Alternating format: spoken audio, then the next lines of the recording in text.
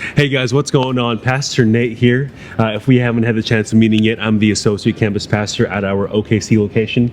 And joining me today is our awesome, she's known as the Bishop, the one who holds the whole world together from the Edmond campus. And this is our Connections Pastor, Denise. Hey everyone, glad you could be here with us today.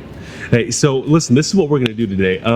If you're watching this video, it's for one of two reasons. Number one, either you're interested in becoming a part of the host teams, or number two, you're already a part of the host teams and we've asked you to simply go back and watch this video to just kind of get some tips. And so the title of today's video or short teaching today is Host Team MVP Practices. Because here's the thing, is that, Denise, have you ever played sports before?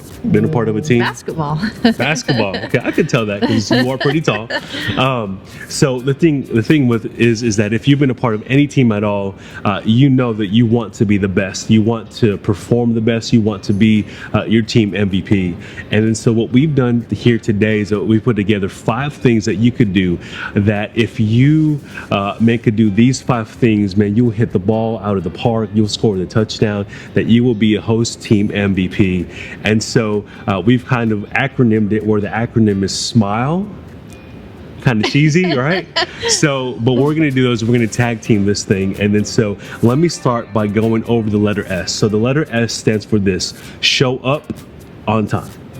All right, people, you got that? Show up on time. And so I know that sounds common sense. I know it doesn't sound like anything earth shattering, but the thing is though, is that, man, if you can show up on time, and by on time, we mean get to the experience 30 to 45 minutes before it starts.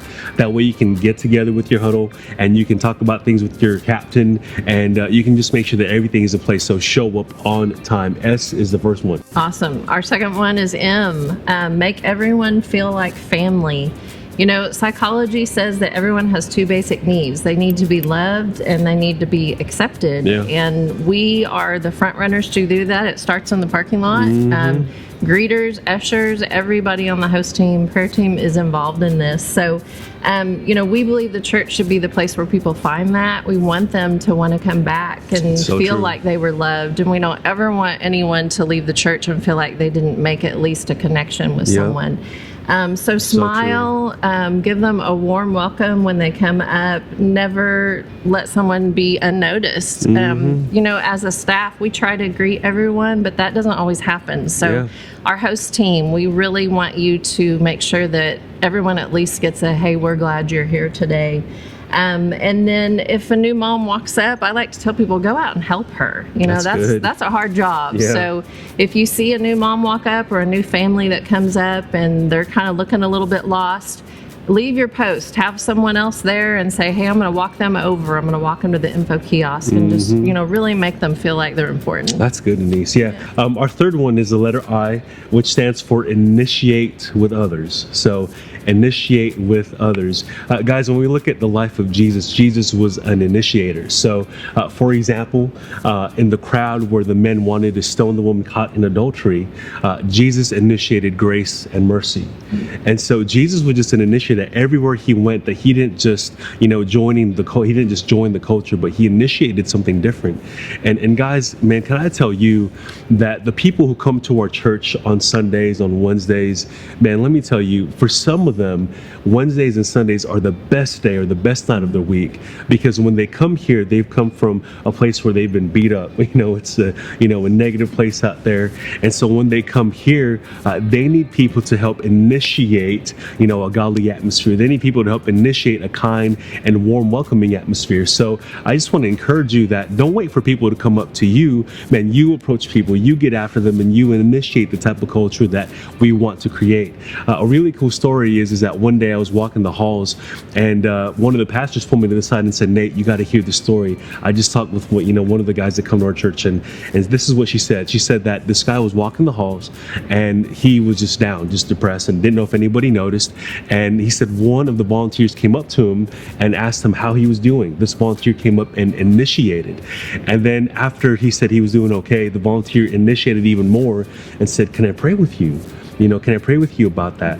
And then, this pastor said, Nate, then this volunteer came up to this man. This man said that this was the first time in the years that he's come to our church, this is the first time that he ever felt loved and accepted and connected with.